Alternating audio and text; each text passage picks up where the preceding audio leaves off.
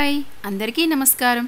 ఈరోజు ఎపిసోడ్లో గాయత్రి ఒకరోజు రమేష్ని అడిగింది, రమేష్ ఒక్కసారి మనం హైదరాబాద్ వెళ్దాం, అమ్మా నాన్నల్ని చూడాలని ఉంది, ప్లీజ్ ఒక్కసారి తీసుకెళ్ళవా? రమేష్ ఇదివరకులా ఆ మాట అనగానే గయ్యమని అరవలేదు. కాసేపు ఏదో ఆలోచిస్తున్న వాడిలా మౌనంగా ఉండి అన్నాడు, అక్కడికి పోయినాక మా వాళ్ళు నన్ను ఇక్కడికి గుంజుకపోయి వేరే పెళ్లి చేస్తారు, నాకు మంచిగా తెలుసు. గట్లగిట్ట అయితే నువ్వు నేను మళ్ళా కలవడం సంగతి దేవుడికే ఎరక, చూడడానికి కూడా ఉండదు. నీకు అట్లా ఇష్టమేనా అని అన్నాడు రమేష్. గాయత్రి మాట్లాడలేదు. ఇష్టాల ప్రసక్తి లేకుండానే తను ఇతనికి భార్య అయింది.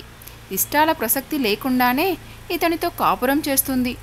ఇష్టంతో తను ఇతనితో లేచిపోయి వచ్చిందా? లేదు. అమ్మా నాన్నల నిరంకుశత్వం నుంచి తనని తాను రక్షించుకోవడానికి, బంధింపబడుతున్న తన స్వేచ్ఛని కాపాడుకోవడానికి అతని సాయం తీసుకుంది. జీవితంలో మొదటిసారి విశాల ప్రపంచంలోకి అడుగు పెట్టబోతూ ఏమీ తెలియని తనకి అన్నీ తెలుసు అనుకుంటున్న అతను ఆసరా అవుతుందనుకుంది. అది ఇలా వికటించి ఇంత భయంకరమైన పరిస్థితి వస్తుందనుకుందా? ఎందుకు? పనికిరాని ఇతనికి తన భార్య అవ్వడం ఎంత విషాదం! ఈ జీవితాన్న తను కోరుకుంది. గాయత్రికి పొగిలి పొగిలి దుఃఖం వచ్చింది. సన్నగా ఎక్కిళ్ళు పెడుతున్న ఆమెని చూస్తుంటే ఇప్పుడు రమేష్కి కోపం రాలేదు, జాలి వేసింది. రమేష్కి వ్యక్తపరచడం తెలియనంత ప్రేమ ఉంది గాయత్రి మీద. సినిమాల్లో లాగా పాటలు పాడి అతి ప్రేమ కురిపించి వ్యక్తపరిచే శక్తి, తెలివి కూడా లేనివాడు. అతను సామాన్యుడు. అసలు అతను గాయత్రిని ప్రేమించాలని ఆమెతో మాటలు కలపలేదు. ప్రేమించాలని ఆమెని ఇందిరా పార్క్కి రమ్మని పిలవలేదు. అందుబాటులో కంటికి కనిపిస్తూ ఉన్న ఒక అందమైన అమ్మాయి. ఆ అమ్మాయితో మాట్లాడాలి, షికారు వెళ్ళాలి, సినిమాలు తిరగాలి, అంతే. ఆ రోజు అతను ఆశించింది, ఆశపడింది. వయసుకు వచ్చిన తనకి ఒక గర్ల్ ఫ్రెండ్ ఉండాలి, అది గాయత్రి కావాలి. ఆ కోరిక తీరింది. ఆ పరిస్థితుల్లో గాయత్రికి కూడా ఒక బాయ్ ఫ్రెండ్ కావాలన్న బలమైన కోరిక. తను చూసిన చిన్న ప్రపంచంలో రమేష్ ఆమెకి అప్పుడు అందగాడిగా కనిపించాడు. పార్క్కి రమ్మని లవ్ లెటర్ రాసి ఇవ్వగానే మొనగాడులా అనిపించాడు. ఆటోలో షికారు తిప్పుతూ విచ్చలవిడిగా ఖర్చులు పెడుతుంటే ఎంతో గొప్పవాడిలా అనిపించాడు. సరదాగా తిరగడానికి అంతకన్నా మొగాడు ఇంకెవరు అనుకుంది. కానీ పరిస్థితులు వికటించాయి. పెద్దలకి వీళ్ళ వ్యవహారం తెలియడం, ఆంక్షలు, కట్టడి, వీటి మధ్య గాయత్రికి తల్లిదండ్రులు తన ఆనందాన్ని హరించే విలన్లాగా కనిపించారు. తన స్వేచ్ఛను అణగతొక్కే రాక్షసుల్లాగా కనిపించారు. వాళ్ళ నుంచి పారిపోవాలనుకుంది. కానీ అనూహ్యంగా గాయత్రి జీవితం అతనితో, అతని జీవితం ఆమెతో ముడిపడిపోయింది. ఈ ముడి వీడేది కాదు. ఇప్పుడు గాయత్రి వద్దు అనుకున్న అతని భార్య. ఈ వాస్తవం గాయత్రికి మింగుడు పడడం లేదు.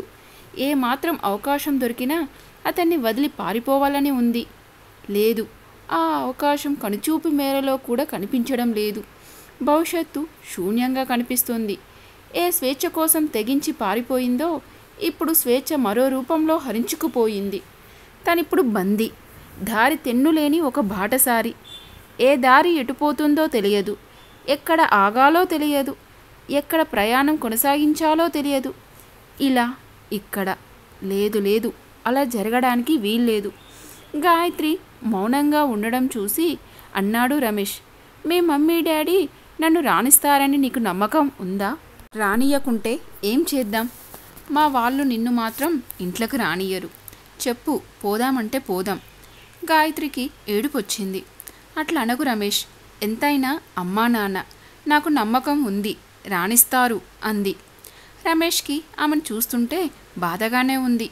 కానీ ఇద్దరు ఊరు వదిలి వచ్చాక ఏం జరిగింది, ఇంకా ఏం జరుగుతుందో ఆమెకు తెలియని అనేక విషయాలు అతనికి తెలుసు. రమేష్ కొందరి చిన్నప్పటి స్నేహితుల ద్వారా, నమ్మకస్తుల ద్వారా అక్కడ విషయాలు తెలుసుకుంటూనే ఉన్నాడు. గాయత్రి తల్లిదండ్రులను వాళ్ళ ఇంటి మీదికి వెళ్ళి మరీ తన తల్లి నానాబూతులు తిట్టిందని, ఆ అవమానం భరించలేక వాళ్ళు మర్నాడే ఇల్లు ఖాళీ చేసి వెళ్ళారని తెలుసుకున్నాడు. ఎక్కడ ఉన్నారో ఎవరికీ తెలియదు. అట్లాంటప్పుడు గాయత్రిని హైదరాబాద్కి పంపిస్తే ఏం జరుగుతుందో అతనికి తెలుసు. తల్లిదండ్రుల జాడ తెలియక షెల్టర్ ఇచ్చేవాళ్ళు లేక ఎక్కడ ఉంటుంది, తిరిగి తన దగ్గరికే రావాల్సిందే. అంతేకాదు తన కోసం అతని తల్లి చాలామంది బంధువులకు చెప్పిపెట్టింది, నా కొడుకు ఎక్కడ కనపడినా తీసుకురండి, గా బోరిని మెత్తగా తన్నుండ్రి అని. ఆ విషయం కూడా నమ్మకస్తుల ద్వారా తెలుసుకున్నాడు. అందుకే అతను ఒక్కసారి బయటికి వచ్చేశాక గాయత్రి కోసం కన్నవాళ్ళని తోబుట్టువులని కూడా వదులుకోవాలని నిర్ణయించుకున్నాడు. గాయత్రిని నెమ్మదిగా బుజ్జగించి లాలించి తనకి అనుకూలంగా మార్చుకునే ప్రయత్నంలో కొంతవరకు విజయం సాధించాడు. ఆ ప్రయత్నంలో కొన్ని సాహసాలు కూడా చేస్తున్నాడు. అలాంటిదే ఆటో కొత్తగా నడపడం మొదలుపెట్టినా ఎక్కువ డబ్బులు వస్తాయనే ఆశతో నర్సమ్మ పెట్టిన లిమిట్స్ దాటి చుట్టుపక్కల ఉన్న చిన్న చిన్న ఊళ్ళకు కూడా ఆటోని తీసుకొని వెళ్తున్నాడు. నువ్వింకా కొత్త కదా, ఎక్కువ దూరం నడపకు తమ్మా అంటూ నర్సమ్మ ఆటో బాడుగకు ఇప్పించే ముందే చెప్పాడు. కానీ రమేష్ గాయత్రిని ఆనందం పెట్టడం అంటే సినిమాలకు షికార్లకు తిప్పడం తన బాధ్యతగా నమ్మి నర్సమ్మ ఆంక్షలు అధిగమిస్తున్నాడు. కాకపోతే వచ్చిన డబ్బు వచ్చినట్టు ఖర్చు పెడుతూ భవిష్యత్ గురించి ఆలోచించడం లేదు. రేపు పిల్లలు పుడితే ఖర్చులు పెరుగుతాయి, జాగ్రత్తగా ఉండాలి అన్న ధ్యాస ఇద్దరికీ లేదు. అలా లేదని విధి తన పని తను చేయడం మానదు కదా. గాయత్రికి హఠాత్తుగా గుర్తొచ్చింది, ఈ మధ్య తన ఆరోగ్యంలో ఏవో మార్పులు వస్తున్నాయి. ఉదయం లేస్తూనే కళ్ళు తిరగడం, వాంతయ్యేలా అవ్వడం, ఇదంతా అదేనా? పైగా ఈ నెల దాటిపోయినా పీరియడ్స్ రాలేదు. గాయత్రికి లా ప్రకారం పెళ్ళిడు రాకపోయినా శారీరక మానసిక పరిస్థితులు మాత్రం ఆమెకి అన్నీ తెలియచేశాయి. టీవీలు సినిమాలు 10 ఏళ్ల పిల్లలకే అన్ని విషయాలు తెలియజేస్తున్న ఈ రోజుల్లో వయసు వచ్చిన గాయత్రికి తెలియడంలో ఆశ్చర్యం లేదు. గాయత్రికి అర్థమైపోయింది తను గర్భవతి అని. ప్రతి ఆడపిల్ల ఎంతో మధురమైనదిగా అపురూపమైనదిగా భావించే మాతృత్వం ఆమెకి ఒక శాపంలా అనిపించసాగింది. పుట్టే పిల్లలు ఎలా పుడతారు? రమేష్ లాగా పుడతారా? వాళ్ళ కులమేంటి? వాళ్ళకి ఇంటి పేరు ఉండాలి కదా. ఏం ఇంటి పేరు వాళ్ళది? ఏమని చెప్పాలి? తేనె తుట్టె కదిలిస్తే ఒక్కసారిగా మూసిన తేనెటీగల్లా ఆమె ఆలోచనలు ముసురుకున్నాయి. ఇదండి ఈరోజు ఎపిసోడ్. ఈ ఎపిసోడ్ మీకు నచ్చిందని ఆశిస్తున్నాను. ఈ ఎపిసోడ్ కనుక మీకు నచ్చినట్లయితే లైక్ చేయండి అండ్ సబ్స్క్రైబ్ చేసుకోండి. మరొక ఎపిసోడ్తో మళ్ళీ కలుసుకుందాం. అంతవరకు బాయ్.